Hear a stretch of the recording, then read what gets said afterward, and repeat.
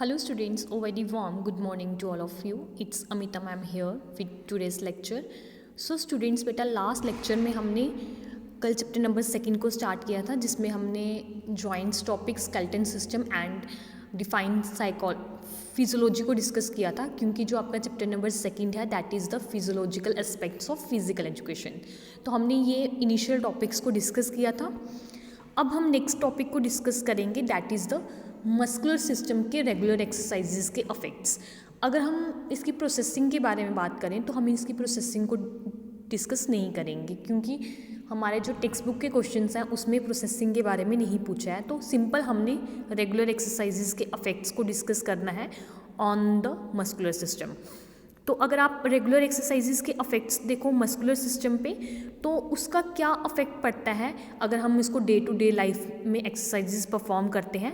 इससे क्या होगा, हमारी जो मसल्स है उसमें चेंजिंग आना स्टार्ट हो जाएंगी. दैट मीन्स कि मस्कुलर सिस्टम में चेंजिंग अकर होंगी और वो किस पे डिपेंड करती है, हमारी नेचर पे. दैट मीन्स कि जिस तरह की हम एक्सरसाइजेज परफॉर्म करते हैं अकॉर्डिंग टू दैट हमारी जो मस्कुलर सिस्टम है उसमें क्या होंगी, चेंजिंग होंगी.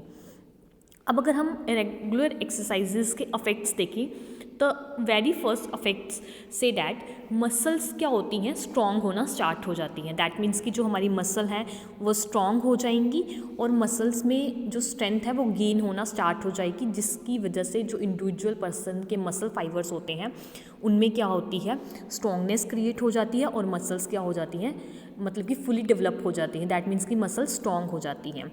इसके बाद में जो मसल फाइबर्स होते हैं वो शॉर्टन हो जाते हैं लेंथ में और इसकी वजह से क्या होती है, इंक्रीमेंट होती है इन थिकनेस. दैट मीन्स कि इंक्रीमेंट आना स्टार्ट हो जाएगी थिकनेस के अंदर और मसल फाइबर शॉर्टन होना स्टार्ट हो जाएंगे जिसकी वजह से जो बॉडी में मस्कुलर सिस्टम होता है या जो बॉडी की मस्कुलर लेआउट है होती है वो अपीयर होना स्टार्ट हो जाती है as a fully develop. That means कि वो फुली डेवलप होना स्टार्ट हो जाएगी. Then third one is muscle become more elastic and can perform with work greater speed. जो मसल्स होती हैं वो ज़्यादा इलास्टिक हो जाती हैं और वो क्या करती हैं, ग्रेटली वर्क को परफॉर्म करती हैं विद हायर स्पीड के साथ. क्योंकि जब ज़्यादा इलास्टिसिटी आ जाएगी मसल्स में उससे क्या होंगी, जो स्टेमिना होता है वो ज़्यादा डेवलप हो जाता है और मसल्स जो होती हैं वो अच्छे से वर्क को परफॉर्म कर सकती हैं विद ग्रेट स्पीड के साथ. देन नेक्स्ट वन इज़ जो मसल्स, अगर हम रेगुलर एक्सरसाइजेस को परफॉर्म करते हैं तो मसल्स में क्या होती है, स्ट्रेंथ गेन होना स्टार्ट हो जाएगी जिसकी वजह से जो मसल्स है वो बेटर प्रोटेक्शन दे सकेगी किसको, some organs of our body को. दैट मीन्स कि जो डिफरेंट ऑर्गन्स होते हैं उनको ज़्यादा अच्छे से प्रोटेक्शन मिलना स्टार्ट हो जाएगी. देन नेक्स्ट वन है जो मसल्स होती हैं वो क्या करती हैं, डेवलप करती हैं मसल टोन को. दैट मीन्स कि हमारी बॉडी के अंदर मसल टोन डेवलप होना स्टार्ट हो जाएंगी या फिर state of redness for doing work, या तो फिर हमारी जो रेट ऑफ डूइंग वर्क होता है, एक्शन होता है, उसकी कैपेसिटी को इंक्रीज़ करना स्टार्ट कर देंगी. और ये किस तरह से एक्ट करता है, as a safety measures in case of emergency. That means कि अगर किसी एक्टिविटी के अंदर एमरजेंसी आ रही है तो ये वहाँ पर क्या एक्ट करेगा, एज अ सेफ्टी मेजर्स, और एक पर्सन को क्या बनाएगा, लेस सस्टेबल बनाएगा. दैट मीन्स कि इंजरी की तरफ उसको नहीं जाने देगा, इंजरी से प्रिवेंट करवाएगा. इसके बाद में अगर हम नेक्स्ट अफेक्ट देखें that is the muscle develop endurance. Muscle क्या करती है, एंड्योरेंस को डेवलप करती है. देन जो डिपोजिशन होता है फैट का मसल फाइबर्स के अंदर वो क्या होगा, डिक्रीज़ होना स्टार्ट हो जाएगा. दैट मीन्स कि अगर मसल का जो डिपोजिशन है वो in between the muscle fibre decrease होगा तो उसकी वजह से जो चांसेस होते हैं ओबेसिटी के वो भी क्या होते हैं, डिक्रीज़ होना स्टार्ट हो जाते हैं जिस वजह से हम ये बोल सकते हैं कि एक इंडिविजुअल पर्सन ओबेसिटी से प्रिवेंट हो सकता है. तो ये थे हमारे affects of regular exercises on muscular system. अब हम अफेक्ट्स ऑफ रेगुलर एक्सरसाइजेस पढ़ेंगे सर्कुलेटरी सिस्टम पे.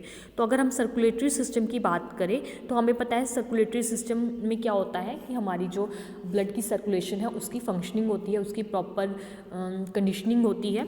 तो इसके अगर हम कोई भी रेगुलर एक्सरसाइजेस को परफॉर्म करते हैं तो उसका क्या अफेक्ट पड़ता है हमारी सर्कुलेटरी सिस्टम पे.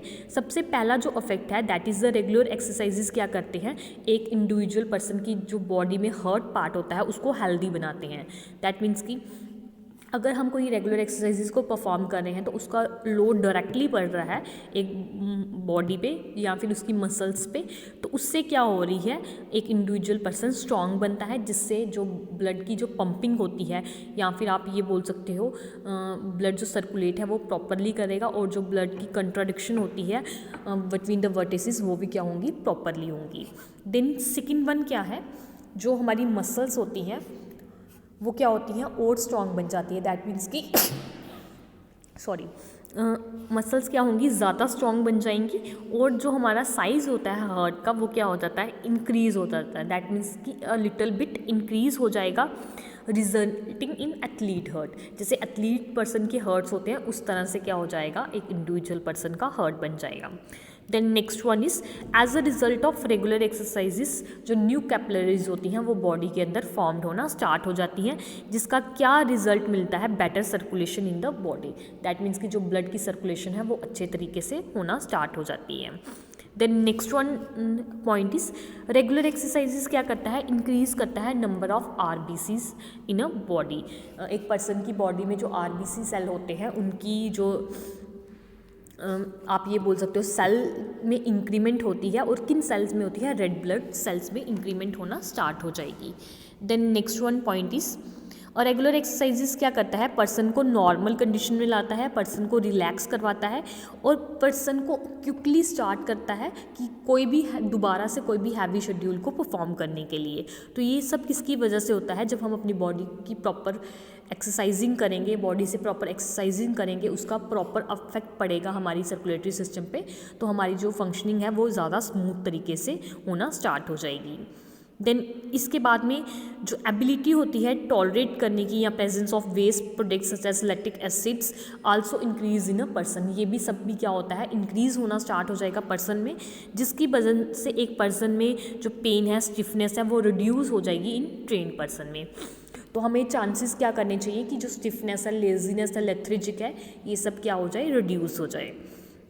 देन नेक्स्ट वन इज जो रिस्क है इंक्रीज इन ब्लड प्रेशर या फिर हार्ट अटैक, वो भी क्या होता है, एक ट्रेन पर्सन में रिड्यूस हो जाता है due to the control of cholesterol. जब हम एक्सरसाइजेस परफॉर्म करते हैं ऑटोमेटिकली हमारा कैस्ट्रोल जब बैलेंस हो जाएगा तो उससे हमारे जो चांसेस होते हैं हार्ट अटैक के या फिर ब्लड प्रेशर के, वो भी एक ट्रेन पर्सन में कंट्रोल होना स्टार्ट हो जाएंगे। इसके बाद में जो लास्ट पॉइंट है that is the regular exercises क्या करते हैं, शुगर लेवल को मेंटेन करते हैं एक इंडिविजुअल पर्सन की बॉडी में। दैट मीन्स कि ये प्रिवेंट करवाने में हेल्प करते हैं, डायबिटीज़ से प्रिवेंट करवाने में। तो डायबिटीज़ से हम किस तरह से प्रिवेंट हो सकते हैं, जब हम प्रॉपर तरीके से रेगुलर एक्सरसाइजेस को परफॉर्म करेंगे। तो ये सब हमारे क्या हैं, अफेक्ट्स थे on the regular exercises on circulatory system as well as muscular system. इसके बाद में जो हमारे रिमेनिंग टॉपिक्स रह गए हैं that is the process of digestive system, affects of digestive system, affects of respiratory system, blood pressure and vital capacity, ये सब हम नेक्स्ट लेक्चर में डिस्कस करेंगे। देन हमारा चैप्टर नंबर 2 भी कंप्लीट हो जाएगा। Thank you, have a nice day.